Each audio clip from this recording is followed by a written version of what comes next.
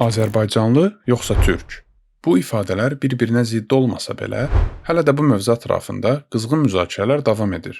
Müzakirəmizə başlamadan əvvəl bir məsələni aydınlaşdırmaq istəyirəm. Bu videoda söhbət Azərbaycanlı sözünün vətəndaşlıq, yəni xalq olaraq mənasından getmir. Azərbaycan Respublikasının vətəndaşı olan hər kəs etnik mənşəyindən asılı olmayaraq Azərbaycanlıdır. Bu, hüquqi və siyasi bir anlayışdır və burada fikir ayrılığı ola bilməz. Bu videoda Azərbaycanlı ifadəsini etnik cəhətdən müzakirə edəcəyik. Yəni sual budur ki, Azərbaycandakı milli azlıqları çıxandan sonra əhalinin çoxluğunu təşkil edən insanları etnik olaraq necə adlandırmaq daha düzgündür və niyə Azərbaycanlı anlayışına etiraz etmək həm praktik baxımdan, həm də tarixi baxımdan problemli yanaşmadır. Bu videonun hazırlanmasında istifadə edilən mənbələri açıqlama hissəsində görə bilərsiniz və bu videoda ifadə edilən hər bir fikirlə razılaşmaq məcburiyyətində deyilsiniz. Öz fikirlərinizi etik normaları qoruyaraq aşağıda şərh kimi qeyd edə bilərsiniz. İlk növbədə müasir dünyada etnik kimliklər emosional şüarlarla yox, real təsnifatlarla işləyir. Məsələn, Azərbaycanın rəsmi statistikasına baxsaq, ölkəmizdəki əhalinin etnik tərkibi gördüyünüz şəkildədir. Ölkəmizin milli çoxluğunu təşkil edən insanların etnik olaraq Azərbaycanlı olduğunu görürük. Diqqətli baxsanız, buradakı etnik türklər isə Türkiyə Respublikasından köç edənləri bildirir. Eyni mənzərəni Gürcüstan, Qazaxıstan və Rusiya kimi ölkələrin rəsmi siyahıya almalarına baxsaq görə bilərik. Ekranda gördüyünüz kimi Gürcüstanda etnik gürcülərdən sonra çoxluğu təşkil edən qrup etnik Azərbaycanlılar adlanır.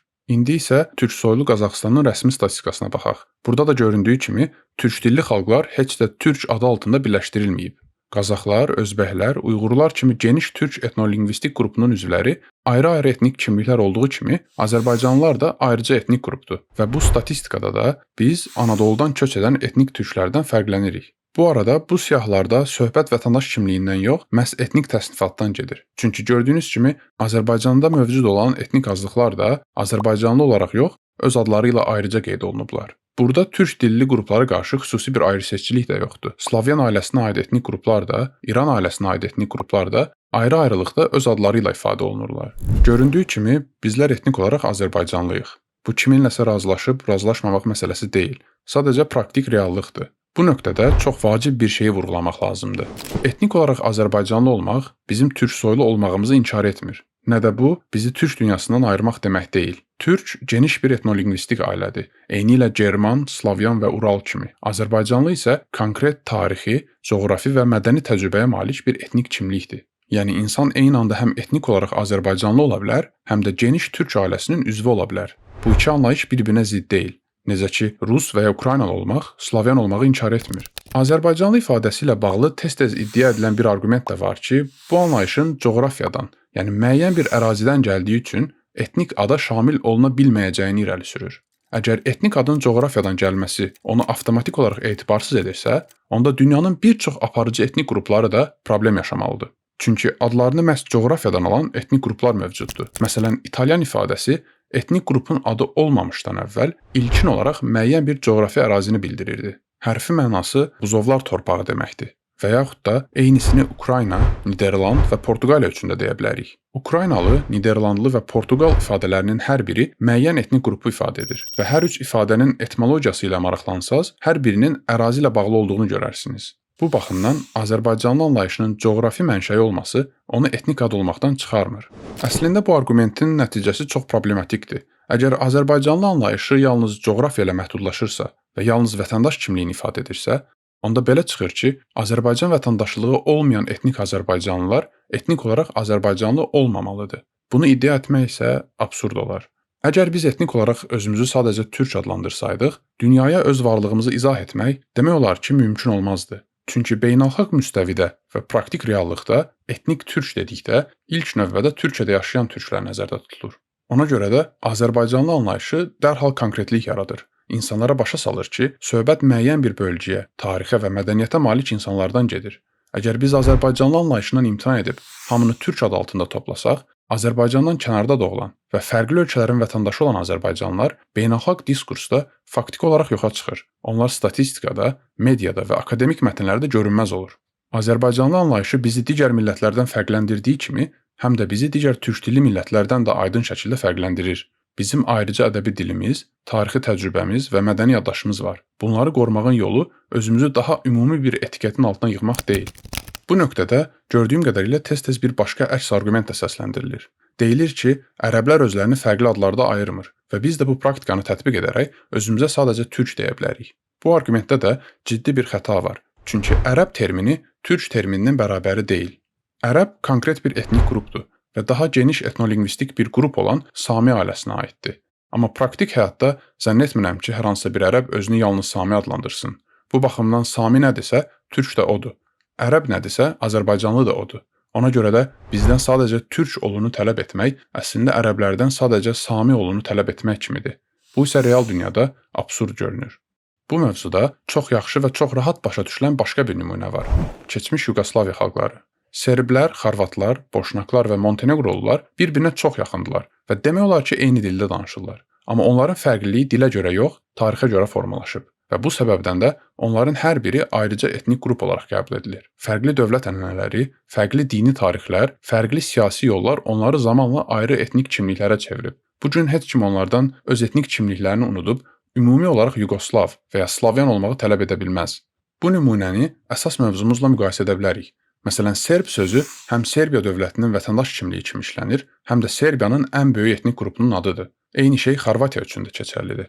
Xorvat həm Xorvatiya vətəndaşını ifadə edə bilər, həm də konkret etnik qrupu. Bir ölkənin xalqının adı ilə onun əsas etnik qrupunun adının üst-üstə düşməsi nə istisnadır, nə də problem. Azərbaycanlı sözü də eyni məntiq üzrə işləyir. Bir tərəfdən bu Azərbaycan Respublikasının vətəndaşlarını ifadə edir, digər tərəfdən isə bu ölkənin əhalisinin böyük əksəriyyətini təşkil edən konkret etnik qrupun adıdır. Yəni düşünmürəm ki, serblər biz əslində serb deyilik, Slavyan və ya Serbiya slavyanıyıq kimi müzakirələr aparsın və yaxud da Portuqallar bizi Portuqal yox, Portuqaliya romanları adlandırmalıyıq desin. Bu baxımdan Azərbaycanlı ilə türk münasibəti də tam olaraq eyni məntiq üzərində qurulub. Türklük geniş etnolingvistik ailədir. Azərbaycanlı isə onun daxilində formalaşmış konkret bir etnik kimlikdir. Bu arada bu mübahisə heç də yeni deyil. 19-cu əsrin sonu və 20-ci əsrin əvvəllərində Azərbaycanlı ziyalılar da bu mövzunu açıq şəkildə müzakirə edirdilər. Millət anlayışı yeni idi və ziyalılar əvvəlcə insanlara göstərməli idilər ki, onların kimliyi yalnız müsəlman anlayışı ilə məhdudlaşmır. Məsələn, Məhəmməd Əmin Rəsulzadənin həm türk, həm Azərbaycanlı, həm də Azərbaycan türkü ifadələrini işlətməsi bu kontekstdə başa düşülməlidir. Bu baxımdan 1890-cı ildə Kəşkül jurnalında dərc olunan "Avam gəzmək, yuxu yatmaqmı?" dedin adlı məqalə çox önəmlidir. Orada bir İtalyan və Azərbaycanlı arasında millət məsələsi müzakirə edilir. Bu məqaləni ümumiləşdirsək, orada İtalyan Azərbaycanlıya deyir ki, sən müsəlman ola bilərsən, amma sənin millətin Azərbaycanlıdır. Bu, Azərbaycan milləti anlayışının erkən və şüurlu ifadələrindən biridir. Yəni bu anlayış çoxunun düşündüyü kimi nə Sovet icadıdır, nə də sonradan zorla yaradılıb. 20-ci əsrin əvvəllərində Molla Nəsrəddin jurnalı çevrəsində toplaşan ziyalılar da Osmanlı türkçəsindən fərqli, yerli danışıq dilinə əsaslanan bir ədəbi dilin tərəfdarı idilər. Bu türklükdən imtina deyildi. Sadəcə olaraq yerli cəmiyyətlə daha birbaşa əlaqə qurmaq cəhdi idi. Amma bu yanaşma zamanla təbii olaraq kimlik fərqliliyini də gücləndirmişdi. Sovet dövrünə gəldikdə isə Sovetlər bu prosesi sürətləndirdi və institutlaşdırdı, amma icad etmədi. Türkiyədə türk anlayışının milli kimliyə çevrilməsi və İranda gedən proseslər fonunda Azərbaycanlıların ayrıca etnik adla tanınması tarixi baxımdan qaçılmaz idi. Azərbaycanlı etnik anlayışının nisbətən yeni olması onun istifadəsinə maneə yaratmamalıdır. Əslində etnik adların böyük əksəriyyəti tarix baxımından yenidir. Heç bir etnik ad insanlıqla eyni yaşda deyil. Onların hamısı müəyyən tarixi mərhələdə formalaşıb, dəyişib və məna qazanıb. Məsələn, türk anlayışı da birdən-birə göydən düşməyib və türk ifadəsinin tarixi videosunda izah etdiyim kimi hər zaman eyni mənada işlənməyib. O da konkret tarixi şəraitdə, konkret siyasi və sosial proseslərin nəticəsi olaraq formalaşıb. Yəni türk anlayışını qəbul edib Azərbaycanlı anlayışını sırf yeni olduğu üçün saxta saymaq məntiqi olaraq mümkün deyil. Etnik adlar adətən icad edilmir. Tarixi şərait dəyişdikcə insanlar özlərini fərqli şəkildə adlandırmağa başlayır və bu adlar zamanla sabitləşir. Azərbaycanlı anlayışı da digər etnik adlar kimi bu cür formalaşıb. 19-cu əsrin sonu və 20-ci əsrin əvvəllərində mətbuatın, maarifçiliyin və siyasi düşüncənin inkişafı ilə bu termin getdikcə daha çox istifadə olunmağa başlayıb. Bu süni prosesdən çox tarixi bir zərurət idi. Sonda məsələ çox sadə bir nöqtəyə gəlib çıxır. Burada sual biz türküyük yoxsa deyilik deyil. Burada əsas sual ondan ibarətdir ki, özümüzü dünyaya necə təqdim edirik və bu təqdimat real dünyada nə dərəcədə işləkdir. Azərbaycanlı anlayışı bizi başqaları ilə qarışdırmadan tanıdır və həm ölkə daxilində, həm də ölkə xaricində bizi görünən edir. Azərbaycanlı demək, türklüyü itirmək demək deyil. Türk bizim etnolingvistik ailəmizdir. Azərbaycanlı isə bu ailənin daxilində formalaşmış konkret tarixi və etnik kimliyimizdir. Əslində bu anlayışda qeyri-adi heç bir şey yoxdur. Dünyada yüzlərlə xalq var ki, daha geniş etnolingvistik ailələrin içində formalaşıb, amma özünü konkret, fərqləndirici bir etnik adla tanıdır. Azərbaycanlı sözü nə inkar, nə də alternativdir. O sadəcə bizi daha dəqiq və daha aydın şəkildə ifadə edən addır. Hələlik.